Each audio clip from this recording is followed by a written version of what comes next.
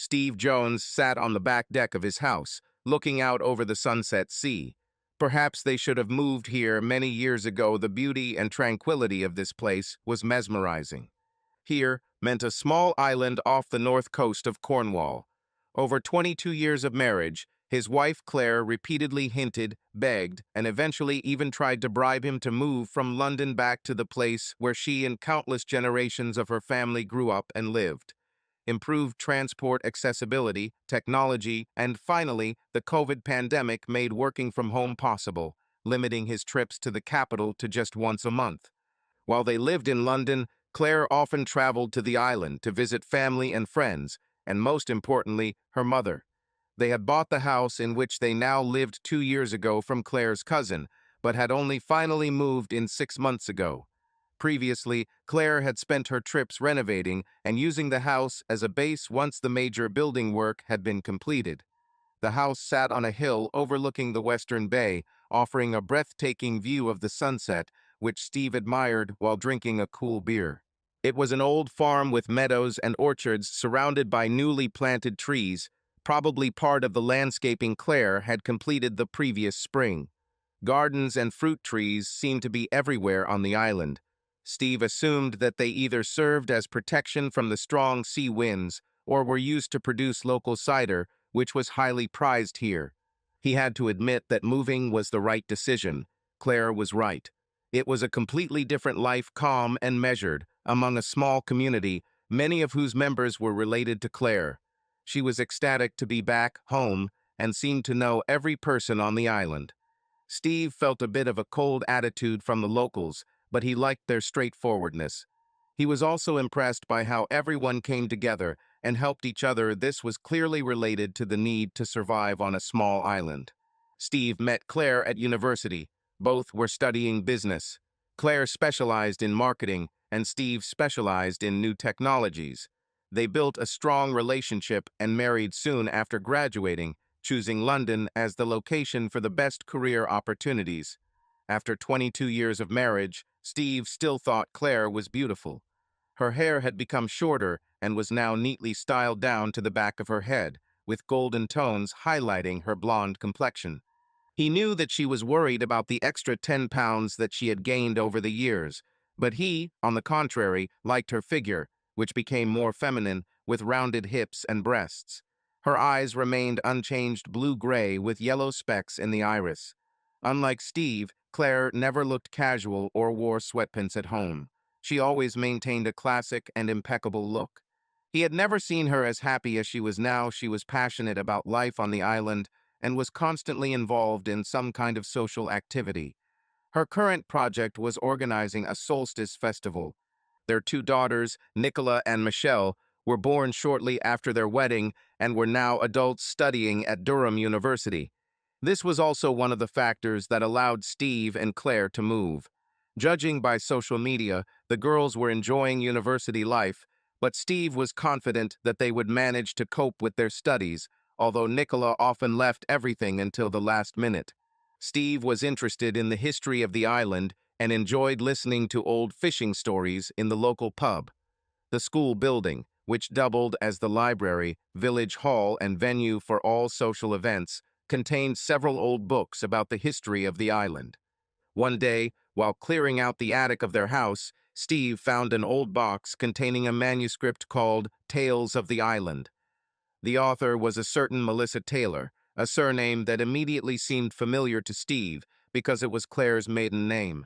Sitting down on a wicker chair, he began flipping through the pages. The text was written in an elegant, antique hand with swirls and flourishes. The contents were a mixture of oral traditions and the author's personal impressions. Steve continued reading until illustrations of trees caught his attention. His eyes scanned the text, which was faded and hard to read in places, but Steve managed to catch some fragments. The tradition began in 1287. At that time, the law of the first night, also known as the right of the first night, under the rule of the Plantagenets. According to this custom, the ruling lord had the right to spend the wedding night with any newlywed on his land. Steve remembered a similar theme in the film about William Wallace with Mel Gibson. but was almost sure that this was a myth that Hollywood had picked up for the sake of drama and piquancy of the plot. He continued to read. Seeing the suffering of the grooms, and in order to avoid attempts at revenge, the elderly women of the community spent the same night with the newlyweds.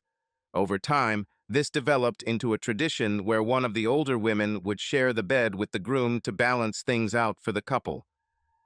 The plague devastated England for 2.5 centuries, destroying entire settlements. The island was no exception. Many died. Following a severe epidemic in 1622, there were concerns that the island's population would become too small to survive, and the possibility of abandoning the island was seriously discussed. Around the same time, there were rumors that the couple temporarily switched partners on April Fool's Day. This was associated with attempts to replenish the population, and widows were advised to look for young men as husbands.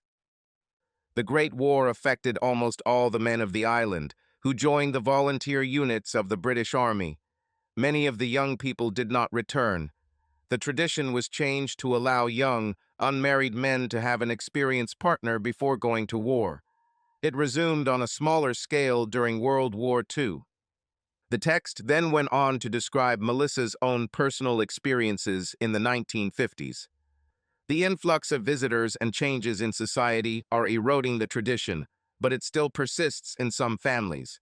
Elders say it is part of a cultural heritage that is beneficial. Married women who have raised children are encouraged to act as mentors to young men coming of age. For young men, this relieves stress and fear of losing their virginity. Moreover, they get lessons from an experienced woman and become better husbands in the future. There are no divorces on the island. The tradition also reduces the likelihood of unwanted pregnancy. For women, it is considered a social duty with an element of reward after years of raising children. Tradition also helps cope with feelings of an empty nest and reduces the likelihood of infidelity. Melissa described how she herself, at the age of 46, became a mentor to a wonderful young man who was coming of age. At the time, her husband was busy with business, and a young man named Robert was working on their property, planting trees as a symbol of renewal as part of the festival.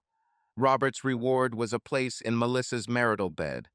The text gave the impression that Melissa's husband knew about this, but chose to remain silent. She described how Robert transformed from shy and awkward to a confident man. His skill and confidence grew every day of the week. This was not just about the physical side. She explained to him her desires, feelings, and important aspects of a successful relationship. Steve shook his head. Amazing story. He began to wonder how much truth there was in this. Perhaps it was the author's fantasy, or she was simply trying to justify her novel. A few months later, Steve was planning a trip to the city for work. Claire had a long list of shopping she wanted him to do, so he added another day to do it and another day to meet up with old friends.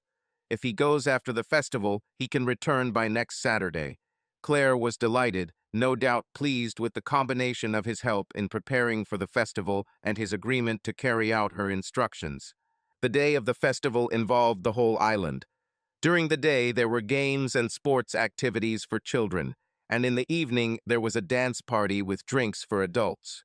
During the evening, Steve met new people, including John Fraser, his wife Angela, and their son Jake, whom Steve assessed as being the same age as his youngest daughter. Jake Fraser shook Steve's hand with such formality that it seemed a little strange, but the moment quickly passed.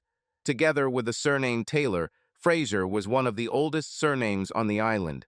Steve felt like an outsider again as Claire and the Fraser family discussed long-standing family ties. Later that evening, Steve noticed a group of young men stealing glances at Claire. He couldn't blame them. She looked stunning in a summer dress that showed off her ample breasts and shapely calves. These looks began to irritate Steve, and he was about to approach them, but Claire's mother, Diana, beat him to it. The young people immediately ran to the cider bar. Steve couldn't help but smile, thinking that they must be a little afraid of Diana. However, he understood them. Diana Taylor was an impressive woman and had undeniable authority as the leader of the Council of Elders. Steve saw where Claire got her beauty from Diana was still a striking woman, looking more like Claire's older sister than her mother. Steve returned to watch the dancing, which included people of all ages. The cider was starting to take its toll on Steve, but he decided he could afford one more glass. It seemed that many people had the same idea at the same time, and he stood in line at the bar for a long time. When he returned, Claire was nowhere to be seen. He started looking for her until, to his surprise, he found her at a table talking with Jake Frazier. The young man immediately left as soon as Steve approached. "What were you talking about?" he asked. "Jake is interested in getting into landscaping." "I asked him about options and costs," Claire replied. "Are we planning work?" "Yes, now is festival time, and trees are planted as part of tradition. It would be beautiful." The mention of trees reminded Steve of a manuscript he had found a few weeks ago. "So Jake will be planting trees." "Yes, he can start next week." Claire looked at Steve. "Are you okay? You look like you've seen a ghost." Steve answered slowly. "So what will Jake get in exchange?" "Of course, money." "We haven't agreed on the amount yet," she replied. "Are you going to provide him with any additional services in exchange for his work?" "What are you trying to say?" Steve continued. "So this has nothing to do with the island tradition." Claire coughed. "What tradition?" "You are well aware of the summer solstice tradition. Are you participating in this? Are you planning on sleeping with Jake Frazier while I'm gone next week?" Claire burst into tears and ran away. Steve stood there dumbfounded. Damn, what if he made a mistake and just slandered his wife? He felt ashamed of what he had drunk. The alcohol had clouded his mind, and he could not think clearly. He began to walk slowly along the narrow road towards their house, trying to regain his composure. It was the longest walk of his life. Did he get it all wrong? Maybe he overreacted to the story he read. Claire was not at home when he returned. He fell onto the sofa, and fatigue and alcohol finally put him to sleep. The next morning, he noticed that Claire never came home. He suggested that she could have spent the night with her lover, but most likely she was with her mother. This suspicion was confirmed when Claire came home with Diana. Diana, as expected, entered first. Her assertiveness knew no bounds, and she immediately attacked Steve with a furious tirade. It was difficult to understand her words, but the general meaning was clear. How could he talk to Claire like that? How did he dare to upset her? That nothing good came out of their marriage, that marrying a stranger was a mistake. He was never a worthy match for her, and so on. Steve listened silently, looking at the tearful Claire. Finally, he raised his hand to stop her mother. "I have a simple question. Is there a tradition? And you're going to sleep with Jake Frazier next week?" Claire looked shocked and turned to her mother. Without saying anything, she confirmed the answer. Diana continued in a calmer tone on behalf of her daughter. "Yes, Steve, the tradition or parts of it still exist in some old families. The Frasers asked for this, and we must deliver." I asked Claire to think about it. The whole point is for the young man to reach maturity. Sex is not just sex, it is an educational process. It is how he learns how to treat a woman correctly. This is not a novel, it is an age-old tradition that has helped our island survive difficult times. This is absolutely essential for our community. We have no crimes among youth, no divorces. We have strong families and happy marriages. You should have noticed this yourself. Steve sighed. "That is, it's true. Married women sleep with younger guys for the sake of community spirit." Diana snapped. "Don't be like that. You're a stranger. You don't understand how important this is. If you were from here, you would have received these benefits yourself by becoming an adult, and I doubt you would refuse." Steve replied.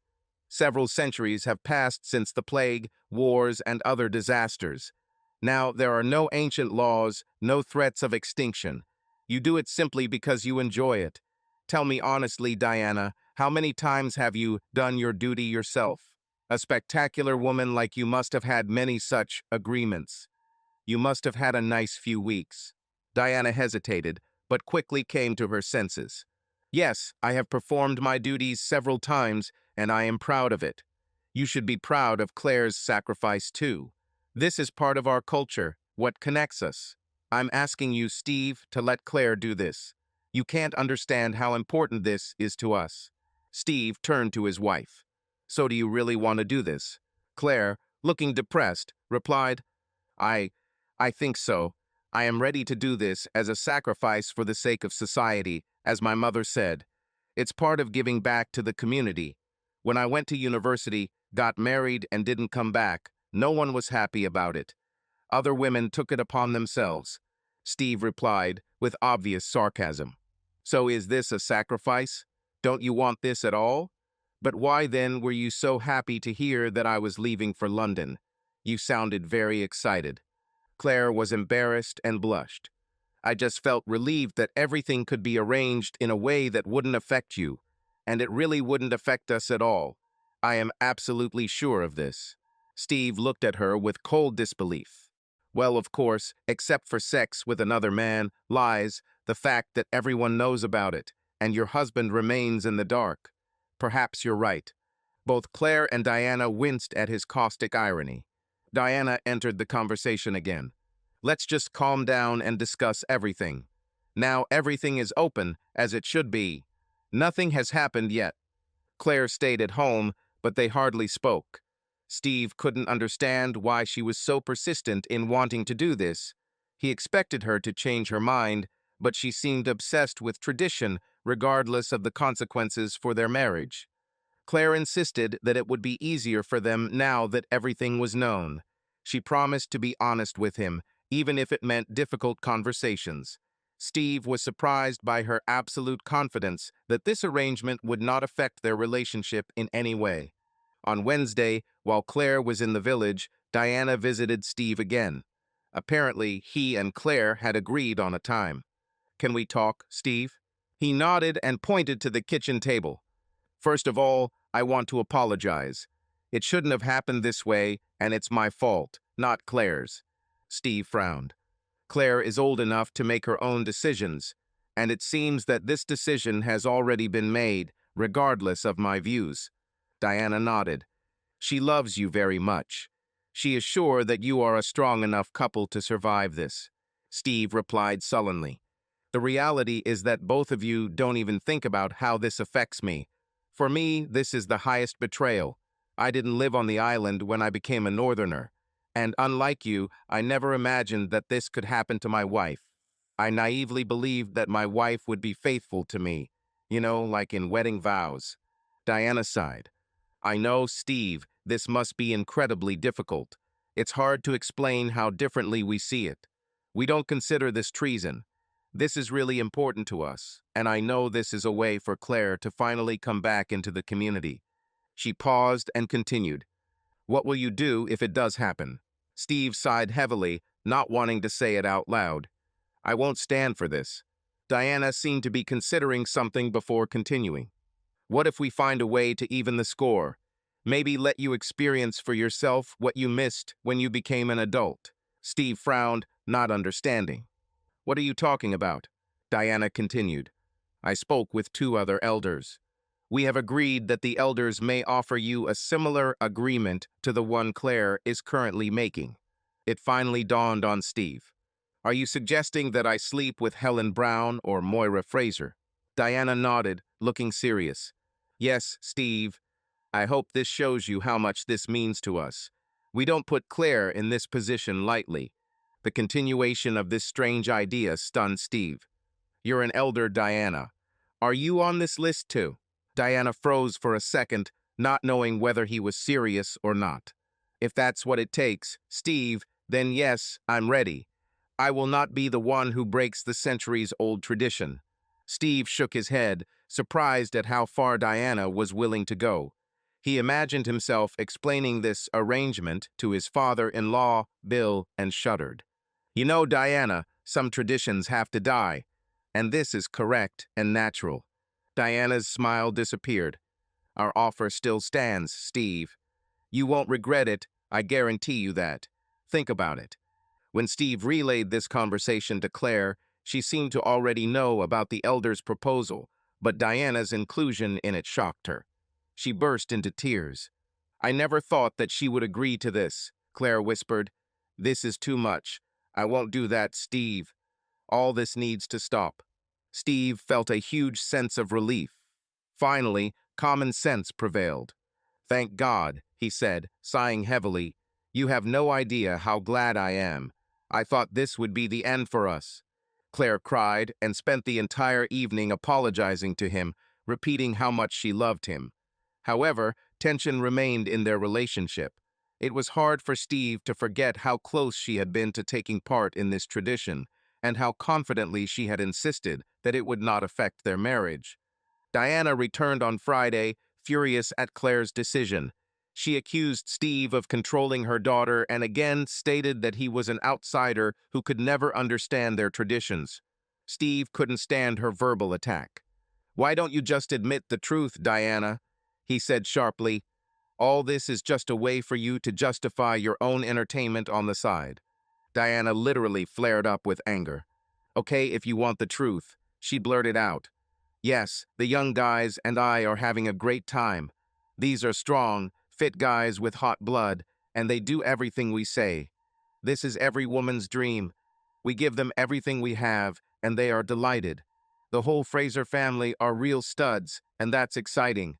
They love it themselves. They can't get enough of us. Is this what you want to hear?" Claire sighed and rolled her eyes. "God, Mom, shut up.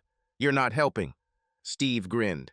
"Don't stop, Diana. This is the most honest thing I've ever heard from you." Diana wanted to answer something, but Claire interrupted her, asking her to leave and not return until she accepted her decision. This was the first time Steve had seen Claire confront her mother. Both seemed equally shocked by this. Diana left, slamming the door. The next few weeks remained difficult. Claire continued to apologize for even thinking about participating in the tradition and for trying to get Steve to accept it. She admitted that she was too influenced by her mother and her pressure. She promised that she would never bring up the issue again. Steve, meanwhile, was wondering whether to go to the city for work. He knew he couldn't put it off forever, but the thought of leaving Claire on the island filled him with anxiety. Claire sensed his tension and offered to go with him to allay his concerns. However, she had too much work to do with the marketing project. In the end, Steve decided to trust her and went alone. Claire tried to convince him, but he insisted. She promised to call every day and stay in touch with him. The trip to London turned out to be exhausting. After a ferry, taxi, train, and subway ride, Steve collapsed on his hotel bed around 9 o'clock in the evening. He called Claire immediately, and she answered quickly. They talked for a long time about his trip and what had changed in the city. Steve noted that London never stops changing, with endless construction and renovations. After the call, he fell asleep instantly. A few days passed in business, and this helped Steve clear his mind a little. Being away from the island gave him a new perspective. He recalled their conversations and Claire's behavior, trying to understand why she felt so confident that participation in the tradition would not affect their relationship. However, some of her words continued to bother him. And suddenly, he remembered the trees planted on their plot last spring. Then Claire often went to the island. Steve had a terrible feeling that perhaps she had already participated in the tradition and was now trying to justify it. He called Claire. She answered quickly, but his questions puzzled her. "Does Jake Fraser have an older brother?" asked Steve. After a pause, she answered casually. "Yes, it seems there is. You say it like you don't know, although your families are connected by generations." After a longer pause, she added quietly, "Yes, his name is Glenn. Did he become an adult last year?" "Yes," she whispered, even quieter. "And he planted trees last year?" This time there was no answer. Steve continued, "What did he get in exchange for this?" Claire seemed to collect her thoughts. "Just money, Steve. Their family is the only one who does landscaping on the island." Steve asked the question again. "So you're not having fun with Jake Fraser right now?" Claire sighed. "No, Steve, I'm not having fun. You have to stop being jealous." But before she could say anything else, Steve interrupted the conversation by hanging up. Claire tried to call him several times, but Steve did not answer. He needed time to think things over. He finally took the call early Friday morning, catching her by surprise. "Steve, thank you for answering. There was relief in her voice. I was so worried. Is it true? He asked dryly. Certainly. I love you more than anything in the world. What time will you be back tomorrow? We need to talk about this.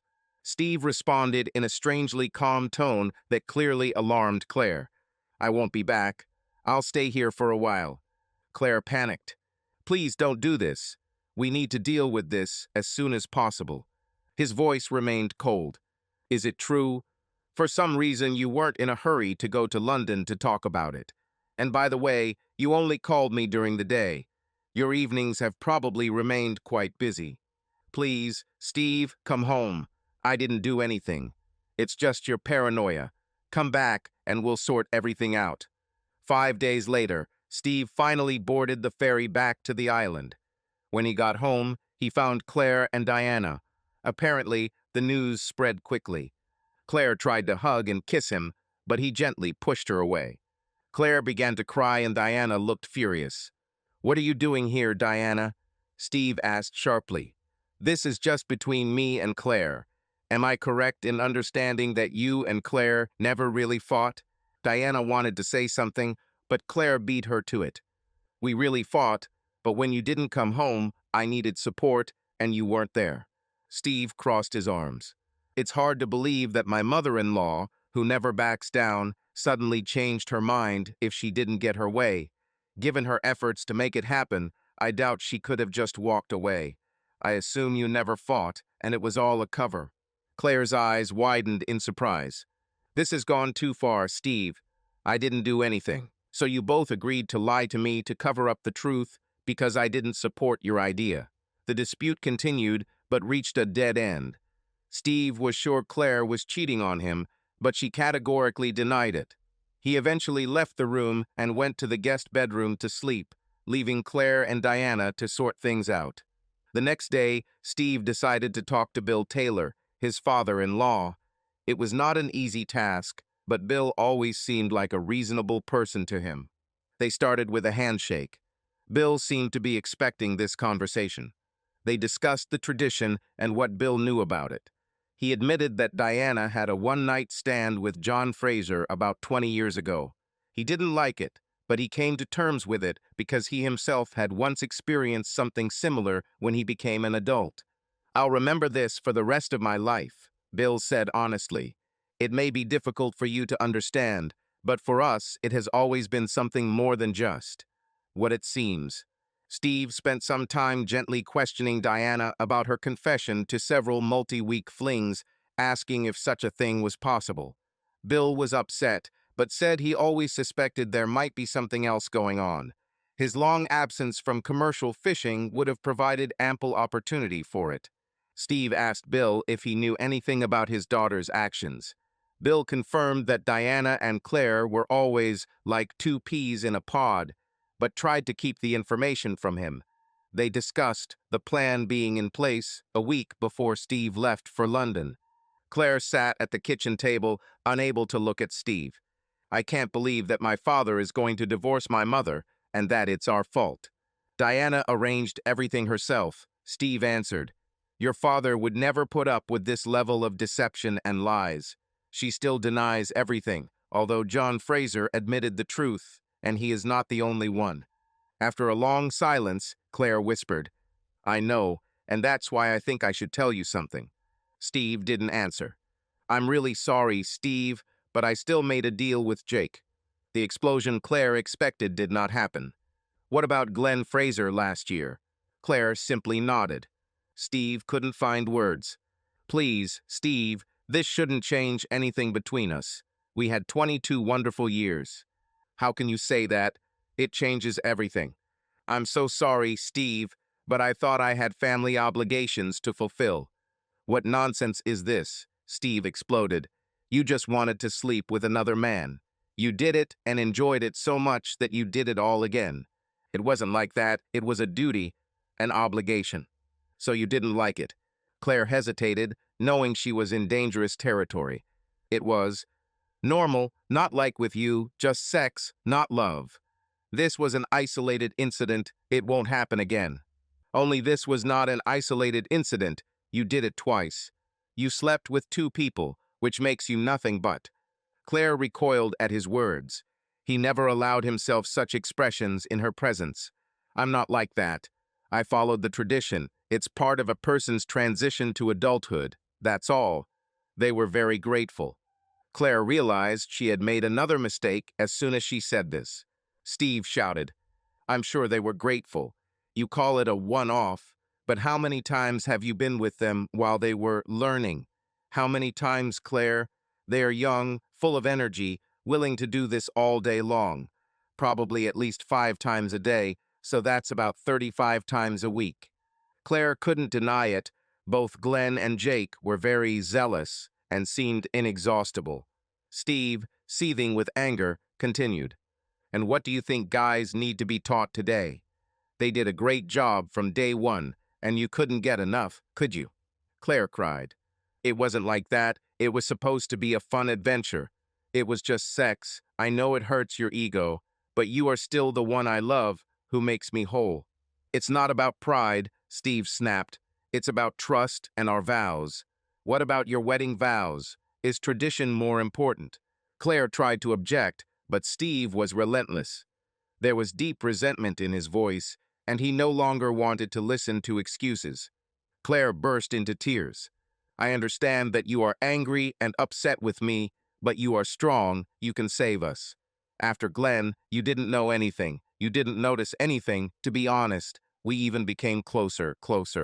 I thought it would be the same with Jake. I knew nothing because I trusted the woman I loved unconditionally. Trust me, I will never do anything like that again. Trust you? Trust you? You must be kidding. Claire almost shouted back. You can, I promise. I'm so sorry that I hurt you. Think about the wonderful life we have. We can go back to the way things were. Were you thinking about our wonderful life when you were planning all this while you were lying on your back? No, I would never have done this if I had known what it would lead to. I would never hurt you on purpose. But you did it anyway. I know, and I'm truly sorry. And do you think it works? Claire didn't know what to say. Obviously, you have no idea how I feel. You tore my heart and soul. Do you think this can be fixed? With that, Steve ran out of the house before he did anything he would regret. He just walked, trying to free his head from heavy thoughts. The beauty of the evening light did nothing to improve his mood. When he returned to the village, he was surprised to be greeted by Elder Helen Brown. Steve just nodded weakly at her in greeting. Helen smiled and admitted that their meeting was not accidental. She saw Steve leave along the coastal path and knew where he could be met on the way back. Helen offered to sit on a rock ledge and began to carefully ask Steve if he would tell him what happened. Steve saw no point in hiding anything and told her everything. However, saying it out loud did not bring any relief. Helen listened attentively without interrupting. He debated whether to mention Diana's suggestion that one of the elders might spend the night with him to justify Claire's actions, but decided that Helen was probably involved in the story and told it verbatim. When he finished, Helen was silent for a long time and then said, Steve, I have never made such an offer. Diana didn't mention it or discuss it with me or Moira. This is not something we would approve of. I think Diana was just trying to get you to admit or agree to something like that to justify their plans. Steve was puzzled by her answer. Helen continued, and Steve, these traditions almost completely disappeared decades ago. And even then, it was just the first night, not the whole week. All other things, like planting trees, did take a week, but the union was always only one night. Perhaps Melissa, Diana, and Susan were simply taking advantage of the situation. Steve shook his head. Every time he tried to comprehend his wife's behavior, a new shocking detail surfaced. Helen added that she would discuss everything with Moira and take steps to remove Diana from being an elder. She noted that this had never happened before and it would become a scandal, but Diana's actions were unforgivable. In modern conditions, the role of elders was to support the community and not to engage in such machinations. Helen looked at Steve. What are you going to do? Steve shrugged. I can't make her understand how much her actions hurt me. I wish she could feel what I feel now. They sat in silence until Steve noticed a slight smile at the corner of Helen's lips. What? What are you thinking about? Helen smiled wider and began. What if you stay with me for a week? It's nothing personal, of course, but you don't need to tell Claire and Diana about it. We will say that I felt obligated to accept the tradition because it was offered on my behalf as an elder. This way you can make Claire experience what you feel, and I can get the pleasure of pissing off Diana for dragging my name into this mess. Steve was excited about the idea, but asked, won't this ruin your reputation? I'm still married, and everyone will think. Helen interrupted him. First of all, I don't care what they think. And secondly, I'm sorry, but almost everyone on the island already knows about your situation, Steve. The thought that everyone already knew was another blow. But he was immediately replaced by another, pleasant thought, which he voiced to Helen. No intimacy, but I would love to plant trees for you. This will definitely give Claire and Diana pause. They laughed together and quickly organized everything.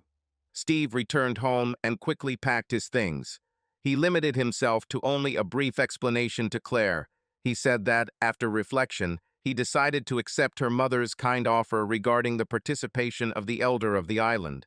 And under the circumstances, a week with another woman is more than justified. He left Claire sobbing, begging him not to do it. The time spent with Helen turned out to be surprisingly comfortable. She was an excellent conversationalist and a wonderful hostess.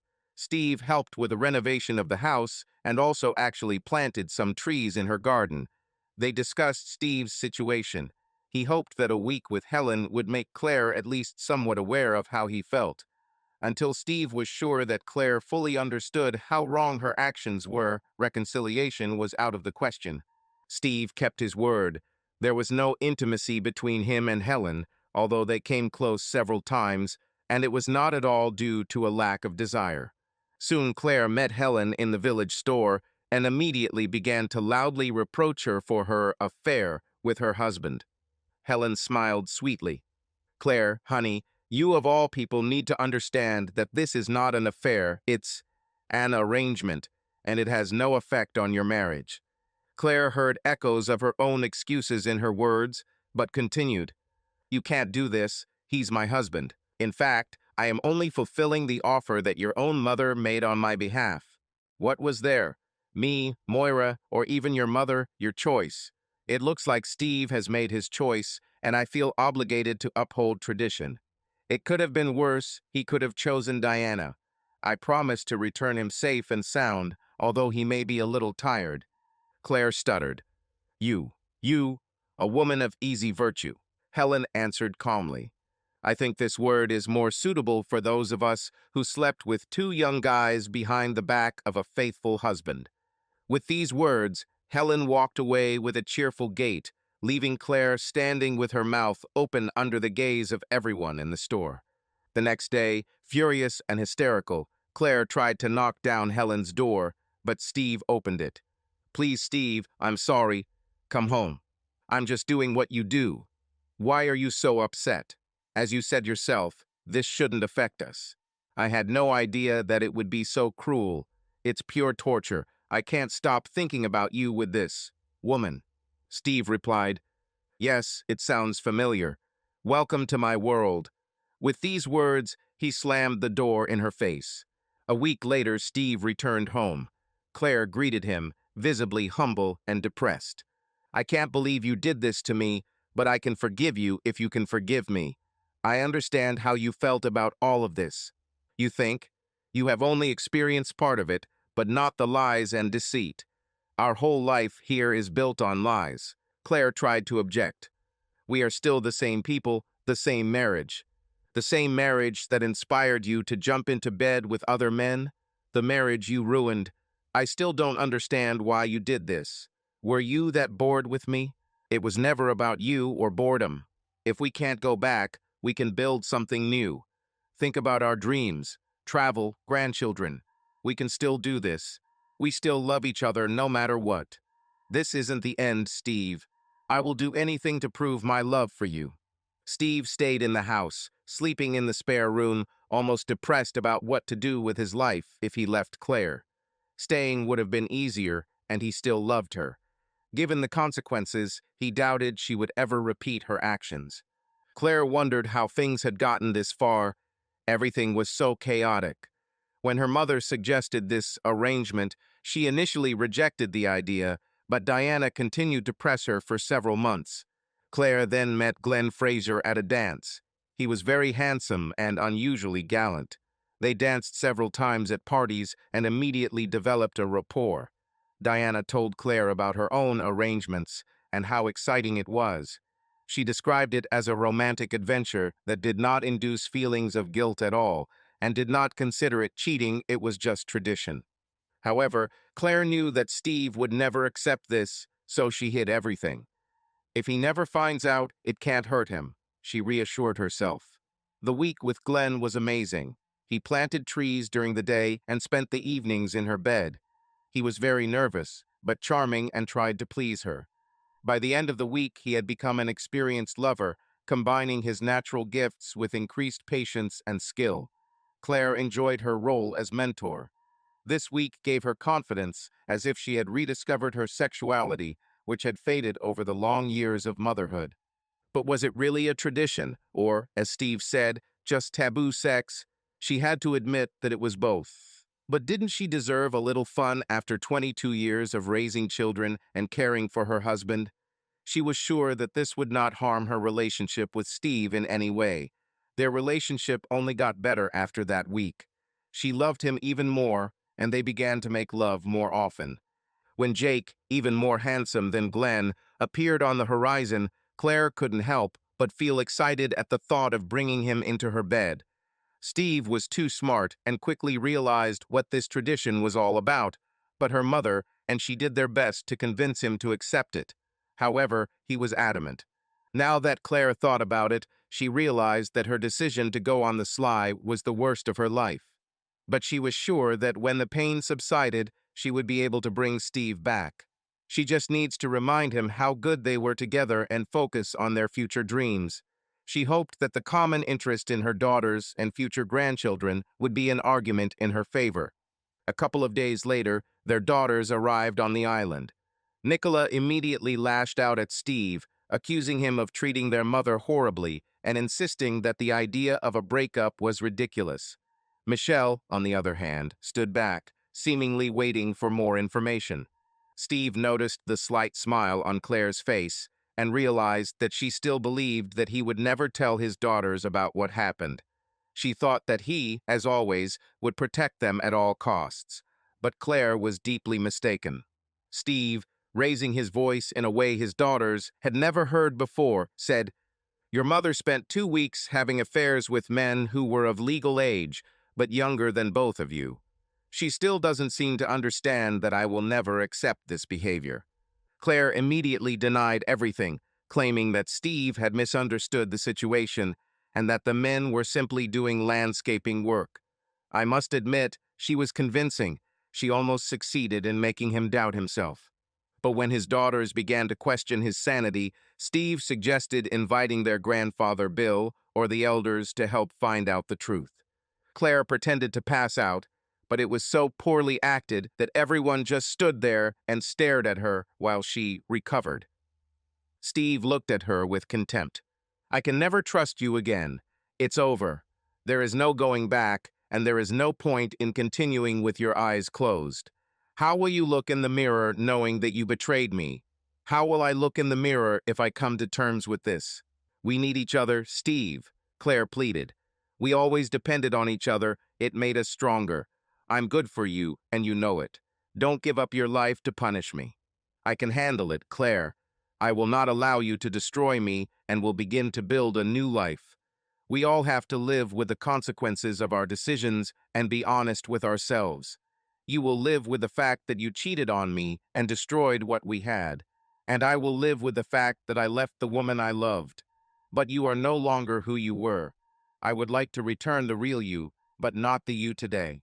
Steve left the island with his daughters and rented an apartment near their university. The girls were horrified by the behavior of their mother and grandmother. Steve never returned to the island. His last act was to burn the trees in the garden. Claire looked into the orange glow of the fire, crying. Bill helped Steve sell the house because Claire couldn't afford to keep it. Diana and Claire's divorces became a scandal, finally destroying the tradition. Diana was the first to ever be removed from the elders. Diana and Claire became outcasts. No woman trusted them anymore. Despite this, they remained to live on their island. A few months later, Helen Brown resigned as elder. Residents noticed that she divided her time between the island and the mainland, and soon came only a couple of weeks a year. When asked where she now lived, Helen replied that with her family somewhere near the city of Durham. Tom sat looking out to sea, with the setting sun on the horizon, wondering if this was the most peaceful place he had ever seen. Here is a small island in the Outer Hebrides on the west coast of Scotland. His wife Lorraine persistently urged him to move from Edinburgh back to the place where she and countless generations of her family had grown up. Tom was hoping to see a green flash, an atmospheric phenomenon that occurs when the sun disappears below the horizon. He knew it could be explained scientifically, but as a writer he felt he had to find a more romantic interpretation for it that he could use in his novel without borrowing too much from Jules Verne. The island was very remote, and it was a time before the internet and mass communication. Tom was given complete silence and tranquility to continue writing. He had to admit that it was the right move, especially considering their intention to start a family. Lorraine was right. Life here flowed very differently, in the rhythm of a tightly knit community. She was delighted to be home and seemed to know every person on the island. Tom, on the other hand, felt some coldness from the locals, since he was an outsider who had married a beautiful girl from the island. However, he liked their directness. He also enjoyed seeing everyone helping each other. He wondered if this had something to do with the independence needed to survive in a small island community. Tom met Lorraine at university. Both were studying English literature. Lorraine planned to become a teacher, and Tom focused on writing. Their relationship was stable, and they married soon after graduation, deciding to settle in Edinburgh, where there were more work opportunities. Almost 6 feet tall, Lorraine was tall and athletic, but on the island she was considered ordinary because the locals seemed large, almost huge. Tom often wondered if they retained the characteristics of their Viking ancestors, which was common in the Western Isles. Most of the locals were blonde, sometimes with a reddish tint. Lorraine was no exception, styling her blonde hair to end at the base of her neck. They matched her bright green eyes perfectly. To Tom, she was the epitome of perfection, although lately he had begun to wonder if she would become even more beautiful during pregnancy. Lorraine had put off plans to have children for several years, but was now ready. Tom had never seen her so happy. She was completely immersed in the life of the island, participating in various committees. Her current project involved organizing a solstice celebration. The holiday united the entire island for several weeks before the event itself. Competitions and games were planned, a general gathering for all residents during the day, and a ceilidh in the evening with music, dancing, and a huge amount of whiskey. The competitions were reminiscent of traditional Scottish games. They were intended for men aged 18 to 30 to determine the strongest and most resilient. The winner received the title of the season Ram. Many versions of games were provided for children. Tom was invited to take part in the competition. He tried to refuse, but the locals insisted. Not wanting to offend, he agreed. He performed well in the cross-country race, finishing second, although he could have become first if not for a cramp in the calf muscle on a difficult section. Tom is used to running on trails and paths, but not on rocky slopes. The next test involved throwing a bale of hay over a bar using a pitchfork. Tom tried, but could not even overcome the initial height. Politely, he withdrew from the competition, realizing that the rest of the tests were purely about strength, and he had no chance against the giants of the island. Tom's decision to withdraw from the competition turned out to be correct. The island giants performed brilliantly in the remaining tests. The next competitions included throwing a heavy weight over a bar and a Scottish shot put, using massive stones. After this, there was a test that Tom had never seen before, catching and lifting a calf. Tom didn't understand the rules, but was impressed by how the participants handled the large animals with ease. This only confirmed the correctness of his refusal. Next, a competition took place in which two participants sat opposite each other on the grass, resting their feet on the opponent's legs and holding opposite ends of a stick. The winner was the one who lifted his opponent into the air. It all ended with a traditional throw of a caber log. The huge man, who took second to last place in the race, easily launched the largest log, causing it to flip perfectly and land flat. Despite strong competition, the winner of all strength tests and overall champion was Sean McLeod. He was a real mountain. His physique was reminiscent of Chris Hemsworth, although he lacked the acting appeal. Sean looked rude and sullen. As the evening portion of the program began, Tom was introduced to several residents he had not yet met, including the McLeod family and Sean himself. Tom congratulated him on his victory, feeling a little out of place, while Lorraine discussed long-standing family ties with the McLeods. In order not to disturb, Tom quietly walked away to get another glass. He watched Lorraine from the bar. She looked stunning in a light summer dress that showed off her figure. Tom noticed that her mother, Megan, was also strikingly beautiful and looked more like Lorraine's older sister than her mother. Megan and Lorraine had a long conversation with Sean until he took a laurel wreath from the stage and placed it on Lorraine's head. The small crowd applauded. Tom approached, interested in what was happening. "What does this mean, Lorraine?" "Nothing special," she replied. "It's just an old tradition. The ram chooses the solstice queen. Our families have known each other for a long time. This is just a symbolic gesture. I can't refuse, but it doesn't mean anything." Her mother intervened. "Nonsense, Lorraine. It's a great honor, and it's nice considering you missed out on this opportunity when you were at university." Tom frowned, not too pleased that his wife was being chosen by another man. "Does the queen have any responsibilities?" "No, none," Lorraine assured. "Just symbolism." "Well, except that you have to carry this prickly wreath on your head all evening. You know, it suits you. You look great." Lorraine thanked him for the compliment and took his hand, leading him back to the dance. They joined a cheerful round dance where people of all ages took part. They were soon drawn into a quick reel, and Tom found himself dancing with an attractive brunette after another change of partners. Later, he met her at the bar. She introduced herself as Morag, the widow. She had a warm and friendly manner, and they started talking about the island, the festival, and its traditions.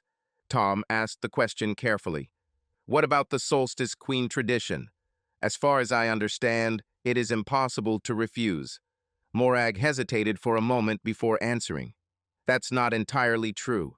In fact, only a few families still follow the old traditions. For example, I refused when it was offered to me several years ago." "Why?" "It just didn't feel right. My husband, Fraser, served in Afghanistan with the Highlanders, so I refused. For most of us, it's just an old custom. When he didn't come back, I was glad I said no." "I'm very sorry," said Tom. "I didn't mean to hurt by asking that." "Everything is fine. It was a long time ago, and the pain has lessened over the years." The festival celebrated the fertility of the earth, something like an autumn festival, but at the beginning of the planting season. As part of the celebration, Megan invited Tom to go to sea with local fishermen. Lorraine supported the idea, saying that if the fishermen accepted him, the rest of the island's inhabitants would become more friendly. Tom received many warnings about the fishermen's superstitions so as not to accidentally get into trouble. He was told not to whistle on the boat, not to mention the word pig, and not to talk about women at all. The list of prohibitions was long. At dawn, the boat headed to the fishing grounds, where they were raising nets and reloading pots for lobsters, and crabs. Sea currents turned out to be dangerous. Tom thought that whirlpools only existed in movies, but he saw them with his own eyes. The captain, Fergus, explained that the tides create such phenomena in narrow straits and over underwater rocks. Fishing was carried out only in moments of weak current to avoid risk. Tom noticed how water began to accumulate at the bottom of the boat and became alarmed.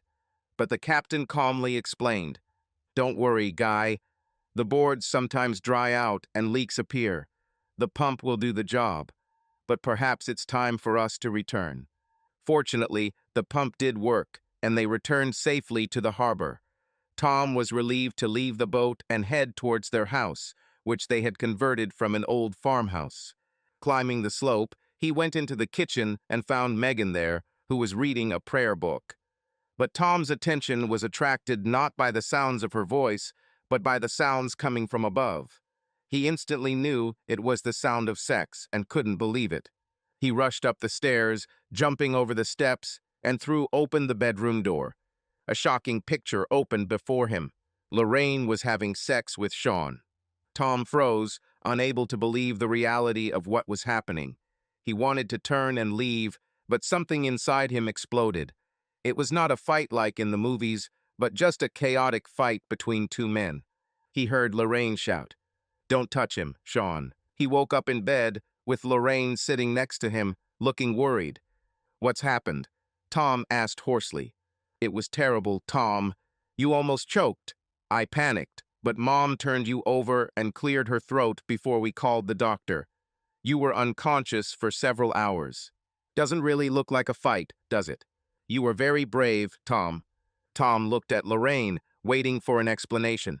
"It was just a covering." Tom looked puzzled. She said it as if everything was clear. But nothing was clear for Tom. Lorraine continued, "I'm sorry you got hurt, honey. It wasn't necessary. It doesn't affect us. It just keeps the family healthy and strong. This ensures that the strongest genes are passed on to the next generation, just like we do with our pets. A strong coverer ensures pregnancy and is responsible for 70% of the health of the offspring." If anything, Tom looked even more confused. Megan, apparently having heard their conversation, entered the room. "Help me explain, Mom. Tom doesn't understand." She continued without backing down. "This is not sex in your understanding and not betrayal. This is an age-old tradition that saved our island in difficult times. Women of the island who want to get pregnant go to the strongest man of the season, the coverer. Before this started, we were weak. The rate of illness and death among children was shockingly high. Only 1 in 6 children lived to adulthood. We could not afford this due to inter-clan conflicts and raids. Coverage saved us and allowed the island to repopulate. Lorraine didn't do anything wrong, Tom." Lorraine nodded in agreement. "This is not about love. There is no romance between me and Sean. It's just a covering, as many times as possible during a favorable period. It will cover other women who want to get pregnant this season. I was the first because he chose me to be the solstice queen." "Amazing. So he slept with you more than once." Lorraine lowered her head, her neck turning red. Megan continued calmly instead of her daughter. "You want strong, healthy children, Tom. We didn't have this before. Many women suffered from pregnancy loss. Weak children died in infancy. Having a strong gene pool was vital for survival. Look at the size and strength of the men on the island. Sean is a prime example. He has earned the right to reproduce. Maybe it's the steroids that make him so strong. He's obviously on top of them, which might explain his loss of control and the fact that he kept hitting me. Do you even care that I got hurt?" Lorraine's eyes widened. "Of course, I'm worried. I was very worried. This shouldn't have happened. He was wrong to do this to you." Tom sincerely thought that he had entered the Twilight Zone. "It's a nice story to justify your betrayal, but now there are no ancient plagues or wars. Antibiotics and vaccinations have reduced infant mortality. You do it because you love it, and your behavior confirms this. It wasn't enough for you. You clearly didn't want to be interrupted." I can't help but get excited. He was, impressive, and that increases the chances of pregnancy. Do I even have a chance to have a child, or did you plan for me to raise his children? Even chance, Tom. I didn't push you away. It's just that his genes are perfect. You still have the opportunity to be the biological father, and whoever he was, the child would be ours. Damn, it's getting worse. Now you're offering me other people's leftovers. Megan flushed. Don't be so rude. You're a stranger. You don't understand how important this is to us. This is ingrained in every story we hear from childhood. Tom grinned sarcastically. Tell me, Megan, how many times have you played this role yourself? Can we assume that neither Lorraine nor her two sisters are your husband's children? They are all John's children. He is their father. But yes, there were pregnancies from different coverers. Each can only last 2 seasons. We have 3 strong and beautiful daughters, of whom we are both proud. So we'll just move on as if nothing happened. I still have a week of favorable period, Tom. You can't be serious. Are you going to continue with him? No, Tom, not after what he did. But we could. Could you get me pregnant? All that is needed is for your DNA to compete with Sosnovskaya. Get out, Lorraine, you're crazy, just like you, Megan. If you sent me fishing, you knew none of this would stand up to open discussion. Don't worry, I won't touch you, and I'll leave here today. We tried to be careful of you, Tom. You won't be able to leave the island. No one will agree to take you until we sort this out. You have no choice. Please stay and let us explain. You have already explained, and your explanations are unacceptable. Now you are holding me against my will and preventing me from receiving medical care in the hospital. What does that make you, Lorraine? Cruel, insane, heartless, traitor, and kidnapper. Tom found it hard to believe that Lorraine sincerely believed that such events would not affect their relationship in any way. The next day, despite pain in his ribs and nausea, he left the house. When he reached the port, he discovered that the fisherman actually refused to help him cross to the mainland or rent out his boat. Fergus seemed embarrassed, but spoke sincerely. You can't get there alone, Tom. Currents and tides are very dangerous. We won't go out today anyway, the sea is too choppy. Tom didn't argue. The sea was indeed stormy, the waves rose in foamy crests. Just the thought of crossing this storm in a small boat made his whole body ache. He had nowhere to go. He didn't know who was in cahoots with Lorraine, but no one wanted to shelter him. He went to the pub, hoping to ease the pain with alcohol. It worked until the closing bell rang. With nowhere to go, Tom just wandered aimlessly around the island. The night wind from the sea pierced the bones. Drunk, he sat down to rest and closed his eyes. The second time he woke up in a warm bed, not remembering how he got there. Lorraine ran into the room, looking scared and upset. You almost had hypothermia. It would be better if you left me to freeze. Never say that, I love you. You must stay in bed and regain your strength. We were lucky that the pub owner told us you were gone, and we all went out looking for you. Tom spent a few more days regaining his strength. Finally, he was able to reach the cliffs and observe the currents and whirlpools. He noticed how the fishermen in small boats looked tiny against the vast sea. Noting the time of calm tide, he moved on, noticing a man approaching. Returning home, he found Lorraine waiting for him, full of concern. Where have you been? Sit by the fire and warm yourself up. Tom was too tired to argue. The walk exhausted him. Please, Tom, we don't need to change this. How can you say that? It changes everything. She hugged him, clinging to him. How long will you be angry, Tom, if you reject me?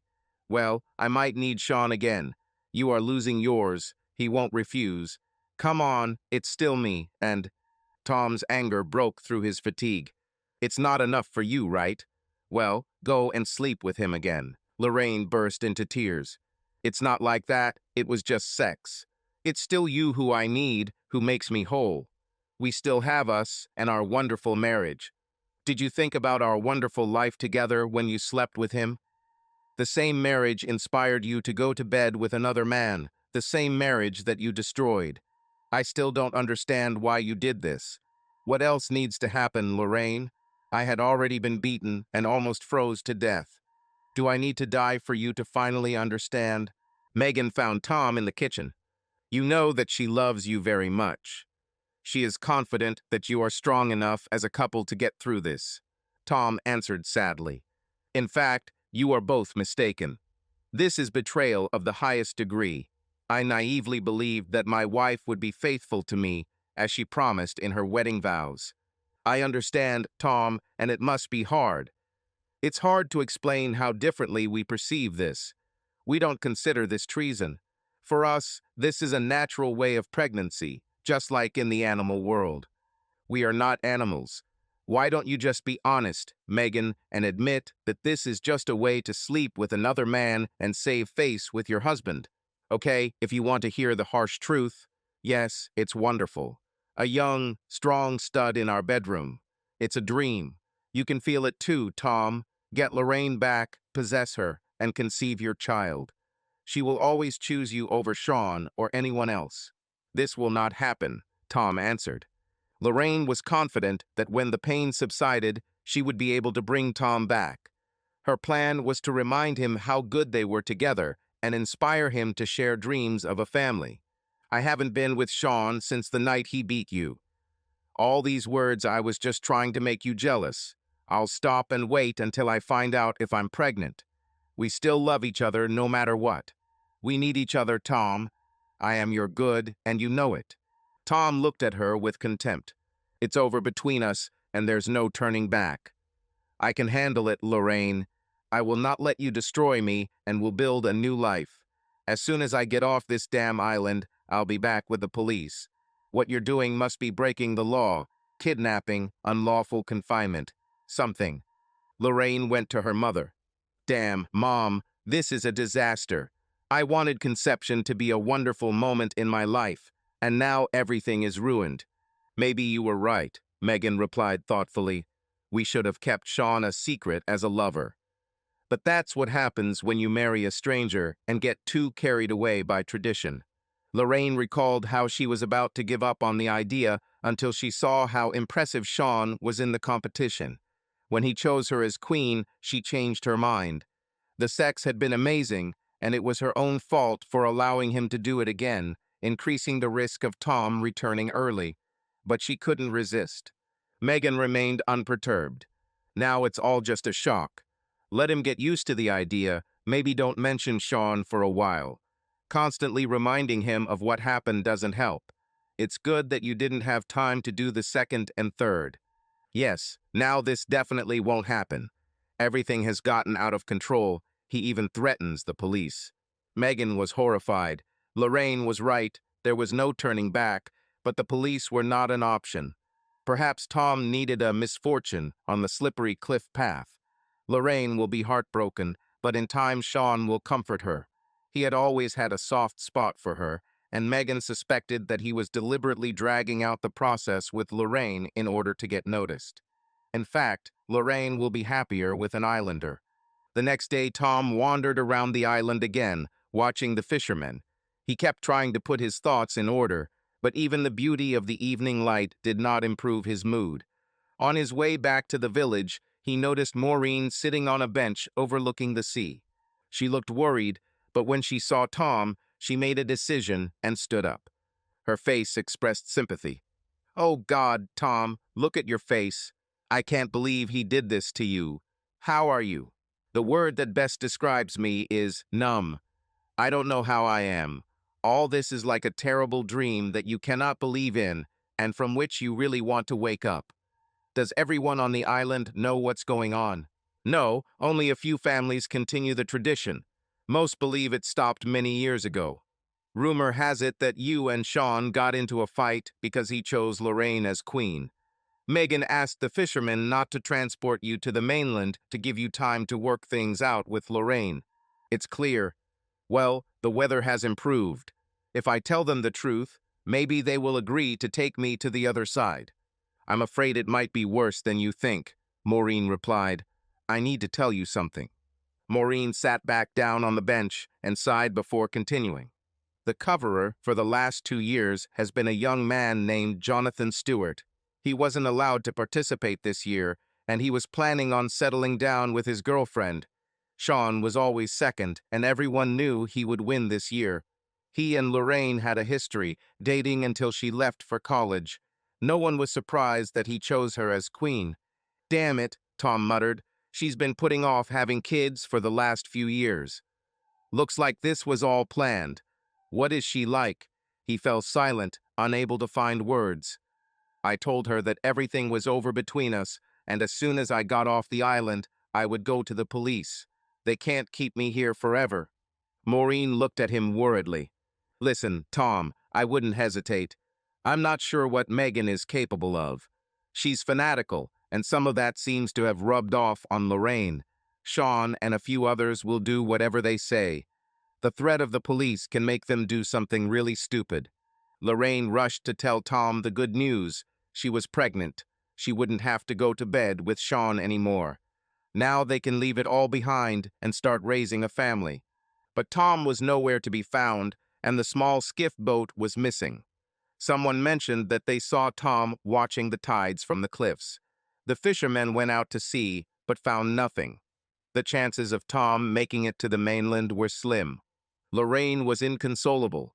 She understood that it was her fault. She killed him, one might say, with her own hands. Megan, on the other hand, felt relieved. At least she didn't have to solve the problem herself. 5 days passed without any news when the boat was found on the north shore of the island, an overturned wreck. Lorraine's nerves gave way. Upon learning this, she attacked her mother with rage, causing her serious injuries before she could be calmed down. She was still shouting accusations at her mother. "It's your fault. You killed him. You killed my wonderful husband." Her rage continued until the doctor gave her a sedative. Apart from Lorraine, life on the island gradually returned to normal. Maureen left a week later to visit her sister. She was glad to leave this tense atmosphere. Megan was sitting in the port, wondering how best to support Lorraine, when she heard the faint sound of an engine. A Coast Guard boat entered the port, and Megan saw police officers. The police found Tom, as expected, at Maureen's house. Lorraine couldn't believe he had been on the island all this time while she thought he was dead. She tried to approach him to tell him about her pregnancy, but the police held her back when she began screaming hysterically and tearing her hair. The charges seemed unclear. Sean claimed it was self-defense. "He attacked me first. There are witnesses." "Yes, there are witnesses, and one of them says you did it on purpose." "No, everything was like a fog." "I'm sure I couldn't. And you're probably 8 inches taller and 40 kilograms heavier than him. You definitely wouldn't be put in the same weight category for a fair fight." Sean was arrested for causing grievous bodily harm. If the accusation were true, the sentence would range from 3 to 16 years. Tom could move freely around the island, so there was not enough evidence to charge him with kidnapping or unlawful confinement. Locals claimed that the whole point was bad weather, which supposedly did not allow them to go out to sea. But rumors began to spread. When it was revealed that Megan had implicated others in her plans and deceived them, it sparked outrage. She was asked to leave the island forever. It turned out to be impossible to live there without the support of the island community. After leaving, she never contacted her again. Lorraine also left the island. She was referred for psychiatric treatment. She died in childbirth, partly due to a hereditary weakness that may have been related to a limited gene pool, but also due to her mental state. The girl, a strong 9-ounce baby, survived. DNA analysis showed that the father was Tom. This meant that Lorraine was already pregnant when she had sex with Sean. She and Tom haven't been close since then. The irony of the whole situation was its senselessness. Tom and his perfectly healthy daughter never returned to the island, but their savior Maureen joined them. Tom and Maureen married quietly a year later, adding 2 more children to their family. They were vacationing in the Caribbean when Tom finally saw a flash of green at sunset. Perhaps Jules Verne was right, it really was a symbol of life working out for the best, leading to happiness that was absolute. They truly lived a long and happy life together. Subscribe to our channel so that your love doesn't cheat on you, and go ahead and listen to the next story, because this story is nothing compared to the next one. If you're under 18, don't even think, click to the next one. Click to the next one. Click to the next one. Click to the next